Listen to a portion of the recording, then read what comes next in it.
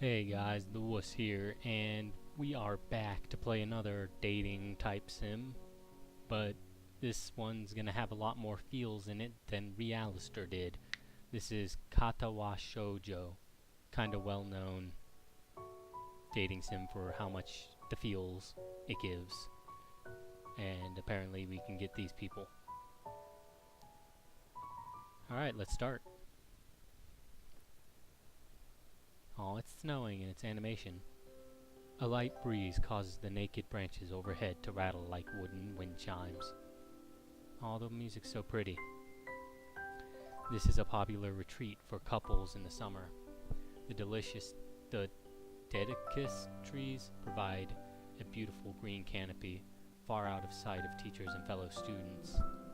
But now, in late winter, it feels like I'm standing under a pile of kindling. Really? I breathe in my cupped hands and rub them together ferociously to prevent them from numbing in this cold. Just how long am I expected to wait out here, anyway? I'm sure the note said 4 o'clock p.m. Ah, yes, the note slipped between the pages of my math book while I wasn't looking. As far as cliches go, I'm more a fan of the letter in the locker, but at least this way shows a bit of initiative. I ponder the meaning of the note. The snowfall gradually thickens. The snowflakes silently fall from the white painted sky are the only sign of time passing in this stagnant world. Their slow descent upon the frozen forest makes it seem like time has slowed into a crawl. The rustling of dry snow underfoot startles me, interrupting the quiet mood. Someone is approaching me from behind. Hasano? You came? A hesitating, barely audible question. However, I recognize the owner of that dainty voice instantly. I feel my heart skip a beat. It's a voice I've listened to hundreds of times, but never as more than an eavesdropper to a conversation. I turn to face this voice, the voice of my dreams, and my heart begins to race. Aww, it's so cute. Iwanako, I got a note telling me to wait here. It was yours? Damn it, I spent all afternoon trying to come up with a good line, and that was the result. Good job, Hisano. Pathetic. I agree. Yes, I asked a friend to give you that note. I'm so glad you got it. A shy, joyous smile that makes me so tense I couldn't move a single muscle, even if I tried. Uh-oh. That doesn't look good. My heart is pounding now, as if it were trying to burst out from my chest and claim this girl for itself. I don't know if that's what is happening, Hasano. So, here we are, out in the cold, being awkward. Once again, the wind stirs up the branches. The cacophonous noise is music to my ears. Iwanako flinches, ever so softly against the gust of wind. As it passes, she rights herself, as if supported by some new confidence. Her eyes locked with mine, and she lazily twirls her long, dark hair around her finger. All the while, the anxious beating of my heart grows louder. My throat is tight. I doubt I could even force a word out if I tried. You see, I wanted to know if you'd go out with me. This doesn't look good. I stand there motionless, save for my pounding heart. I wanted to say something in reply, but my vocal cords feel like they've been stretched beyond the breaking point. Hasano? I reach up to try to massage my throat, but this only sends spikes of blinding pain along my arms. Hasano! My whole body freezes, save for my eyes, which shoot open in terror. Oh shit. Hasano! The beating in my chest suddenly stops, and I go weak at the knees. The world around me, the canopy of bare branches, the dull winter sky, Ewanako running towards me, all these fade to black. The last things I remember before slipping away are the sounds of Awako screaming for help and the incessant clatter of branches above. Well, that escalated quickly.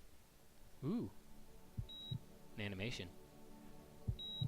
4-Leaf Studio presents Katawa Shoujo,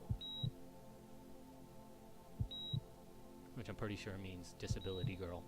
Inspiration, Rataka. Looks like an anime. Writing, those people. Editing, these people.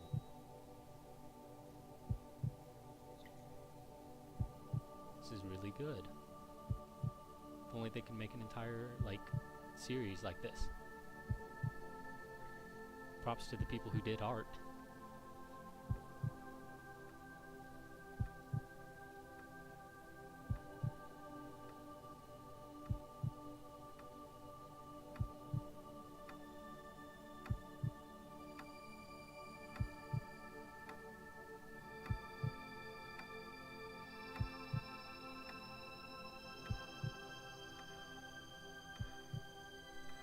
Just so you guys know, I have played this game before, and I am not playing it on the adult mode because of YouTube.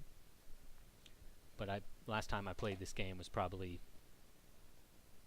4 or so years ago. So yeah, I don't remember shit. It's been 4 months since my heart attack.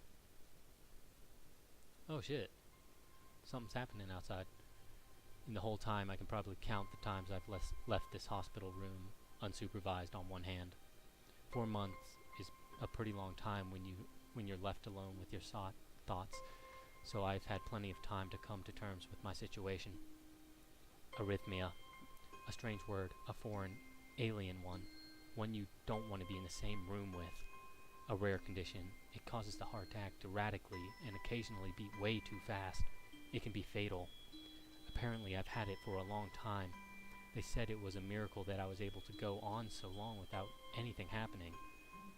Is it really a miracle? I guess it was supposed to make me feel better, more appreciative of my life. It didn't really do anything to cheer me up. My parents, I think, were hit harder by the news than I was. They practically had 2 hemorrhages apiece. I already had a full day by then to digest everything. To them, it was all fresh. They were even willing to sell our house to pay for a cure. If, of course, there isn't a cure. Because of the late discovery of this condition, I've had to stay in the hospital to recuperate from the treatments. When I was first admitted, it felt as if I was missed. For about a week, my room in the ward was full of flowers, balloons, and cards. But the visitors soon dwindled, and all the get-well gifts began trickling down to nothing shortly after. I realized the only reason I'd gotten so many cards and flowers was because sending me their sympathy had turned into a class project. Maybe some people were genuinely concerned, but I doubt it. Even in the beginning, I rarely had visitors. By the end of the first month, only my parents came by on a regular basis. Awanako was the last to stop visiting. After 6 weeks, I never saw her again. We never had that much to talk about when she visited anyway. We didn't touch the subject that was between us on the snowy day ever again. The hospital? It's not really a place I'd like to live in. The doctors and nurses feel so impersonal and faceless. I guess it's something they're in a hurry, and they have a million other patients waiting for them, but it makes me feel uncomfortable. For the first month or so, I've asked the head cardiologist every time I saw him for a rough estimate of when I'd be able to leave. He never answered anything in a straightforward way, but told me to wait and see if the treatment and surgeries worked.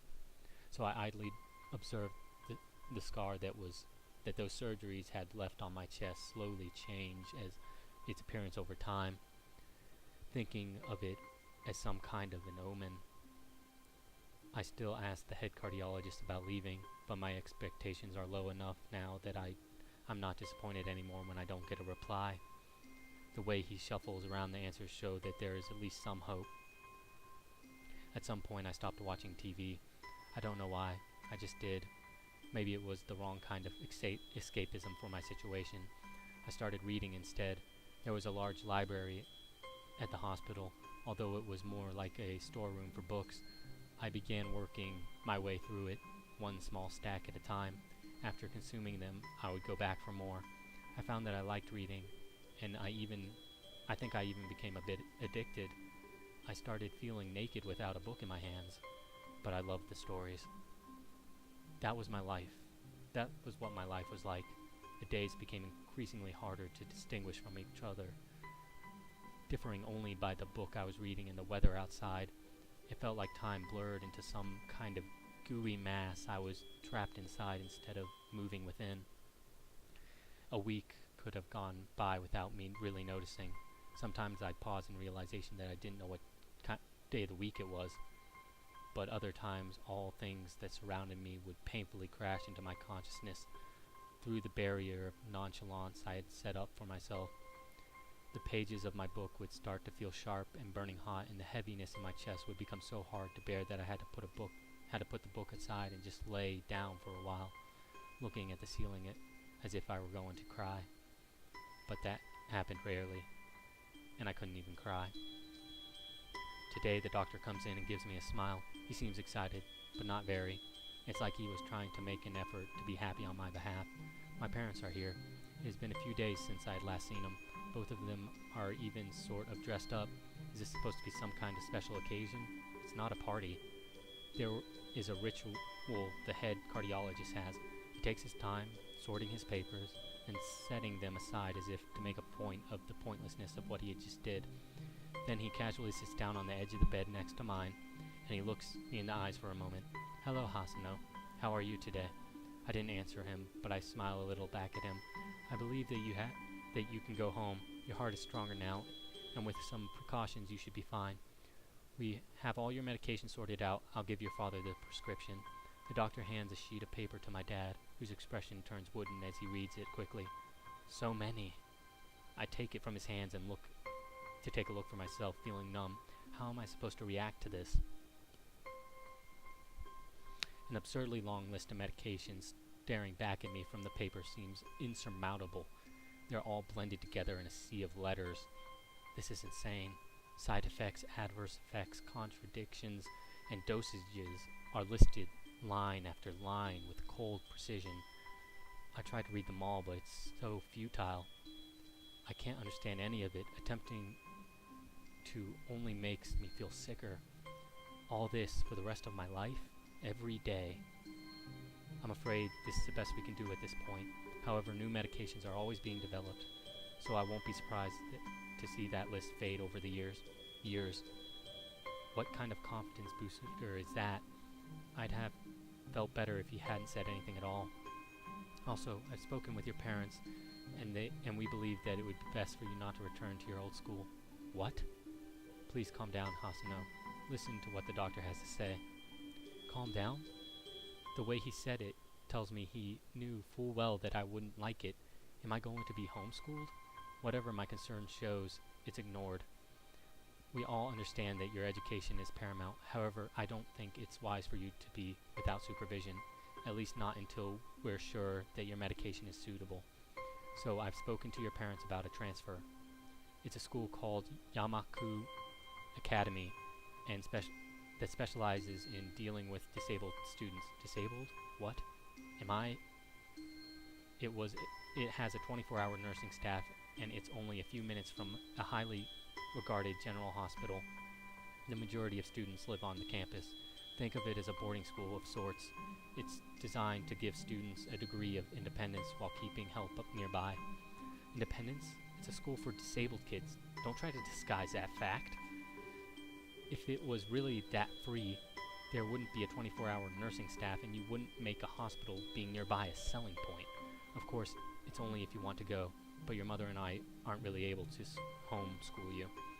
We went out there and had a look a couple of weeks back. I think you'd like it. It looks like I don't really have a choice. Compared to the other heart problems, people with your condition usually tend to live long lives. You'll need a job one day, and this is a good opportunity to continue education. This isn't an opportunity. Don't call it an opportunity. Don't call it a opportunity. Well, you should be excited at the chance to go back to school. I remember you wanted to return to school, and while it's not the same one, a special school that's an insult, that is what I want to say. It's a step down. It's not what you think. All of the students there are pretty active in their own sort of way. It's geared towards students that can still get around and learn, but just need a little help in one way or another. Your father's right, and many of the graduates of the school have gone in to do amazing things. A person doesn't have to be held back by their disability. One of my colleagues in another hospital is a graduate. I don't care. A person doesn't have to be held back by their disability. That's what a disability is. I really hate that something so important was decided for me, but what can I do about it? A normal life is out of the question now. It's funny, I had always thought my life was actually kind of boring, but now I miss it. I want to protest. I want to blame this lack of reaction on shock or fatigue. I could easily yell out something now, something about how I can go back to school anyway, but no. I didn't say anything. The fact is that I know now it's futile. I look around the room, feeling very tired of all this, the hospital, the doctors, my condition, everything. I didn't see anything that would make me feel any different. There really isn't a choice, I know this, but the thought of going to a disabled school, what are those even like? As much as I try to put a positive spin on this, it's very difficult, but let me try. A clean slate is not a bad thing, but it's all I can, that is all I can think to get me through this. At least I still have something, even if it's a special school, it's something. It's a fresh start, and my life isn't over. It would be a mistake just to resign myself to thinking that. At the very least, I'll try to see what my new life will look like. Dang. This is deep.